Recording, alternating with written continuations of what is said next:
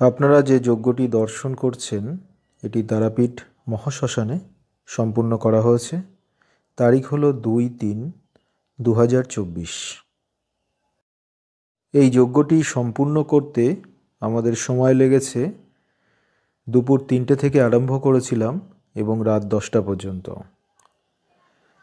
এখানে কয়েকটি যন্ত্র আমরা বসিয়েছি, যেমন মহামৃত্যুঞ্জয়, মা বগলার যন্ত্র, যেহেতু শত্রুনাশ এবং বাস্তুদোষ কাটান করতে হয়েছে এবং গ্রহের সমস্যাগুলো নিবারণের জন্য আহুতি দেওয়া হয়েছে, তো তার জন্যে বগলার উপরে ক্রিয়া করার জন্য বগলা যন্ত্রটি এখানে বসানো হয়েছে। এবং রোগ ব্যাধি থেকে ভালো থাকার জন্য মহামৃত্যুঞ্জয় মন্ত্র এবং মহামৃত্যুঞ্জয় যন্ত্রের উপরে ক্রিয়া করলে সেটা খুব ভালো কাজ আসে, তাই এখানে মহামৃত্যুঞ্জয় যন্ত্র বসানো হয়েছে।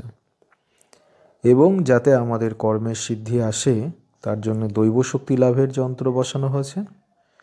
এছাড়াও একটি যন্ত্র আমরা বসিয়েছি, যেটি হলো গুণবান, জাদুটনা, অশুভ শক্তি নাশ করার জন্য। যখন আমরা এখানে মন্ত্র প্রয়োগ করছি তখন ওই যন্ত্রের কাজ হলো যে সমস্ত বান, সমস্ত অশুভ, জাদুটনা, বাস্তুদোষ অটোমেটিক ওই যন্ত্রের মাধ্যমে ক্রিয়া করতে শুরু করে।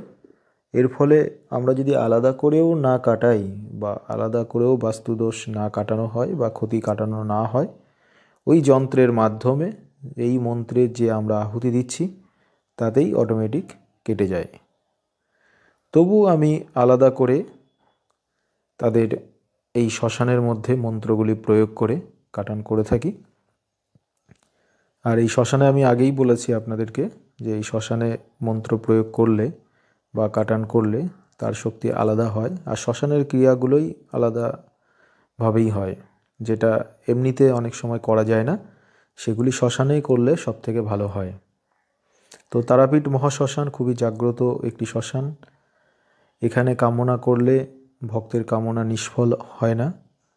আর আমরা যে বিদ্যাগুলি প্রয়োগ করি খুব মারাত্মক বিদ্যার মাধ্যমে, এবং যত বড় ক্ষতি থাক না কেন আর যত বড়ই শত্রু অনিষ্ট করুক না কেন বা অশুভ থাক না কেন, দৈব শক্তির মাধ্যমে সেটা কিন্তু কাটা সম্ভব।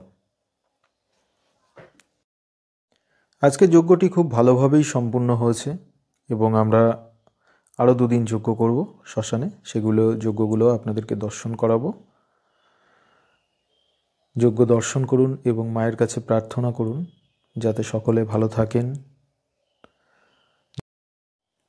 তারাপীঠে মা কিন্তু খুবই জাগ্রত। এখানে মায়ের কাছে কামনা করলে সকল ভক্তের কামনা মা শোনেন এবং সেটি পূর্ণ করেন। এই যজ্ঞের মধ্যে যেহেতু যন্ত্র এবং মন্ত্রের প্রয়োগ করা হয়েছে তারাপীঠ মহাশ্মশানে, তো যারা যজ্ঞ দর্শন করলেন এখানে মায়ের কাছে প্রার্থনা করতে পারেন। যেখান থেকেই যে ভক্ত মাকে স্মরণ করুক না কেন, মা কিন্তু সর্বদাই সকল জায়গা থেকেই ভক্তের কামনা শোনেন। ধন্যবাদ।